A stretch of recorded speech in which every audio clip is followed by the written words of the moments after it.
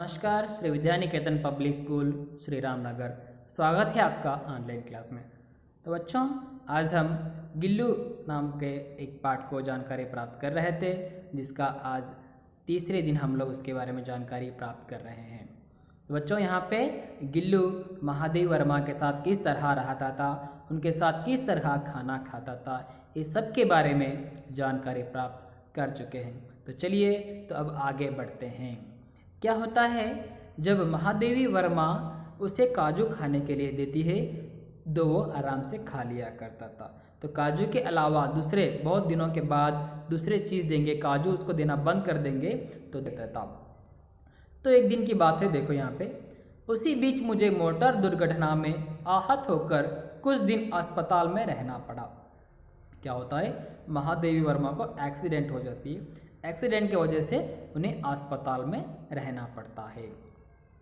उन दिनों जब मेरे कमरे का दरवाज़ा खोला जाता, गिल्लू अपने झूले से उतरकर दौड़ता और फिर किसी दूसरे को देखकर उसी तेजी से अपने घोंसले में जाकर बैठता। सब उसे काजू दे आते, परंतु अस्पताल से लौटकर जब मैंने उसके झूले की सफाई की तो उसमें काजू भरे मिले, जिनसे ज्ञात होता था कि वहाँ उन दिनों अपना प्रिय खाद्य कितना कम खाता रहा। यहाँ पे देखो, जब मोटर दुर्घटना में अस्पताल में रही, जब वहाँ पे कोई उन पशु पक्षियों के लिए खाना देने के लिए कमरे में आता, तो गिल्लू क्या करता था, तेजी से भाग के जाता था कमरे दरवाजे के, तेजी से भाग के फिर जाके झूले में बैठ जाता था। जब उसके प्रिय खाद्य जो काजू उसे डाल डाल के जाते थे लोग, मगर वे काजू नहीं खाता। क्यों नहीं खाता? वे महादेव वर्मा को मिस करते रहता था। जब महादेव वर्मा जब घर आती है, घर लौटने के बाद वे उसकी झूले की सफाई करती है तो उसमें ढेर सारे काजू पड़े मिलते हैं, यानी वे काजू कम खाया करता था। देखो यहाँ पे एक पशु और पक्षी लोगों से कितना लगाव हो जाते हैं, कितना उनके लगाव, कितना वो अच्छी तरह से एक दूसरे को महसूस करते हैं। जब दूसरा आए तो वो डर के वापस चला जाता है, जब महादेव वर्मा आती है तो उसे पैर से लेकर सर तक चढ़ जाता है, यानी वे भी पहचानता है, अपनी फीलिंग्स को दिखाता है। फिर देखो क्या होता है, मेरी अवस्था में वहाँ तकिए पर सिरहाने बैठकर अपने नन्हे नन्हे पंजों से मेरे सिर और बाल गोले सहलाता रहता कि उसका हटाना एक परिचारिका के हटाने के समान लगता। देखो इसमें क्या कह रहे हैं, जब महादेव वर्मा सो जाती है तो उन्हें तबीयत खराब रहती है। जब क्या करता है, ये तकिए के पास सिरहाने जाकर बैठता है और उसके नन्हे नन्हे पंजों से क्या करता है, उन बालों के अंदर ऐसे ऐसे उनको क्या करता है, होले होले से सहलाते रहता है। जैसे एक सेविका, यानी परिचारिका मतलब क्या होता है, नीचे दिया गया यहाँ पे चार, सेविका होता है जो सेवा करने वाले उनके बालों में ऐसे ऐसे करते रहते हैं, उस तरह वे करते रहता है। देखो एक छोटे से जीव को, यानी उसको तबीयत ठीक नहीं है, उसको हमारी सहायता चाहिए, एक पशु पक्षी को पता चल रहा है, यानी हमें भी क्या करना है, जब हमारे घर में या पड़ोस में कोई भी तबीयत ठीक नहीं रहा तो हमें जाके उन्हें क्या है। तो फिर देखो क्या होता है, गर्मियों में जब मैं दोपहर में काम करती रहती तो गिल्लू ना बाहर जाता ना अपने झूले में बैठता। उसने मेरे निकट रहने के साथ गर्मी से बचने का एक सर्वथा नया उपाय खोज निकाला था। वहाँ मेरे पास रखी सुराही पर लेट जाता और इस प्रकार समीप भी रहता और ठंडक में भी रहता। जब गर्मी के दिन आ जाते हैं, दोपहर में वो कहीं बाहर नहीं जाता था और झूले में भी नहीं रहता था, महादेव वर्मा के पास ही बैठा रहता था। उतना नहीं, उसके पास रखी सुराही पर लेट जाता, उसके पास सुराही जो बिछा रहता ना, उसमें लेट जाता और ठंडक में भी रहता और उनके पास भी रहता है। गिल्लरियों के जीवन की अवधि 2 वर्ष से अधिक नहीं होती, अतः गिल्लू की जीवन यात्रा का अंत आ ही गया। दिन भर उसने ना कुछ खाया ना बाहर गया। रात में यात्रा में भी वहाँ अपने झूले से उतरकर मेरे बिस्तर पर आया और ठंडे पंजों से मेरी वही उंगली पकड़कर हाथ से चिपक गया जिसे उसने अपने बचपन की मरणसन्न स्थिति में पकड़ा था। देखो क्या करता है, गिलेरी की अवधि सिर्फ 2 वर्ष रहती है, यानी गिलहरी का अंतिम दिन आ जाता है। वे क्या करता है, बाहर नहीं जाता है, खेल कूद बंद कर देता है, सब कुछ बंद कर कर झूले में भी नहीं रहता है। वो क्या करता है, भर उसने कुछ खाया तक नहीं, ना खाया है ना बाहर गया है। अंत की यातना में भी वहाँ क्या किया, अपने झूले से उतरकर महादेव वर्मा के पास आकर बैठ जाता है और उनकी उंगली पकड़ कर बैठ जाता है। जो बचपन में जो अपनी पंजे से उंगली पकड़ा था, उसी उंगली को अभी उसके पंजे से पकड़ कर बैठ जाता है। उंगलियों को पकड़ा था, उसी उंगली को पकड़ कर बैठ जाता है। पंजे इतने ठंडे हो रहे थे कि मैंने जगाकर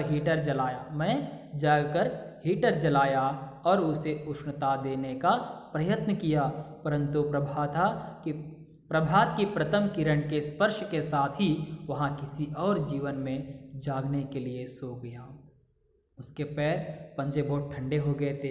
इन्होंने उठकर क्या किया, हीटर जलाया, उसे उष्णता देने की कोशिश की, मगर फिर भी कितना प्रयत्न करने पर भी वह प्रातः की प्रथम किरण यानी सुबह की पहली किरण आने से पहले जैसे ही वह किरण आता है, उसी तरह वे दूसरे जीवन में यानी दूसरों के जीव में जागने के लिए सो गए, यानी उसकी मौत हो जाती है।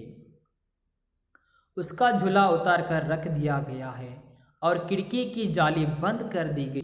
जाली के उस पार चिक चिक करती ही रहती है और सुंझी पर बसंत आता ही रहता है।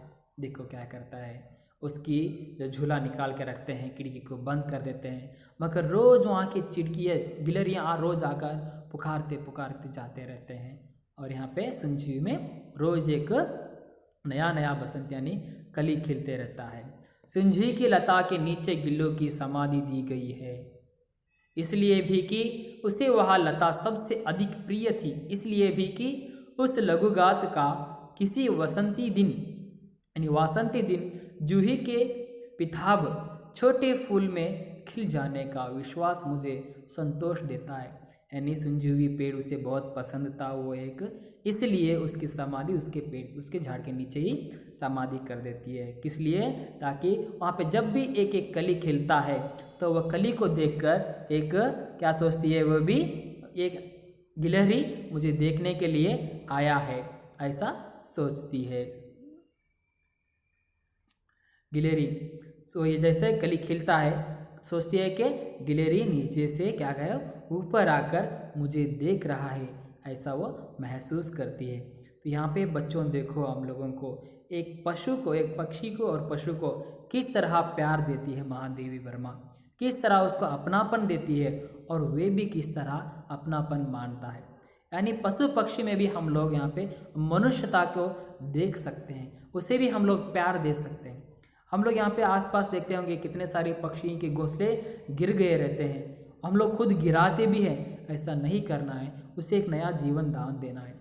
जब भी कहीं रास्ते में जाते रहते हैं, छोटे छोटे मुर्गियों के बच्चे, कुत्ते के बच्चे पानी में गिरे हैं, तो उसको निकाल के बाहर छोड़ना है, क्योंकि उसके अंदर हमें पशु पक्षियों को भी प्यार देना है, साथ ही साथ हमारे घर वालों को भी प्यार देना है। सब लोग एक इंसानियत के नाते हम लोग जीवन गुजारना है। सब लोग अंत में एक ना एक दिन जाने वाले हैं, यानी मरने वाले ही हैं। तो मरने से पहले हम सब लोगों को प्यार बांटकर, सब लोगों को इंसानियत के साथ खुशी खुशी उनके साथ जीवन बिताना है, उस तरह जीवन बिता के हम यहाँ से जाना है। तो बच्चों, आशा है कि आप लोगों को गिल्लू पाठ पूरा का पूरा समझ में आ गया होगा। तो बच्चों, अब इस पाठ के बाद आप लोगों को PDF में जो इस पाठ के क्वेश्चन आंसर्स दिए जा रहे हैं, वे सारे प्रश्नों के उत्तर आप लोग अपने CW में लिखिए और आने वाले एग्ज़ाम के लिए तैयार कीजिए। देखो यहाँ पे आप लोगों को क्वेश्चन आंसर्स दिए गए मरने लगे, यानी जो सुलझी हुई में एक पीली कली लगती है, उसे देखकर लेखिका के मन में कौन सा विचार उत्पन्न होता है, ये आप लोगों को लिखना है। इसी तरह नेक्स्ट दूसरा है, पाठ के आधार पर कौवे को एक साथ समाधारित और अनाधारित प्राणी क्यों कहा गया है? गिलहरी के घायल बच्चे का उपचार किस प्रकार किया गया है? ये सारे आप लोगों को CW में इस प्रश्नों के उत्तर लिखना है। आप लोगों को स्टडी मटेरियल मिल गया होगा, स्टडी मटेरियल स्कूल में दे रहे हैं, स्टडी मटेरियल भी ले लीजिए और इन सारे प्रश्नों के उत्तर लिखिए। तो बच्चों ये है आपके प्रश्न। ये सारे प्रश्नों का उत्तर आप लोगों को मैं PDF फाइल में उत्तर भी दिए रहता हूँ, ये सारे प्रश्न भी आप लोगों को देता हूँ। ये सारे प्रश्नों के एग्ज़ाम के लिए तैयारी कीजिए। जो भी आपको डाउट्स रहेंगे तो आप लोग डाउट पूछ सकते हैं, पूछकर उसका हल ढूंढ लीजिए। ठीक है बच्चों, तो अगली कक्षा में एक नए टॉपिक के साथ आपके सामने हाजिर होंगे। तब तक के लिए धन्यवाद।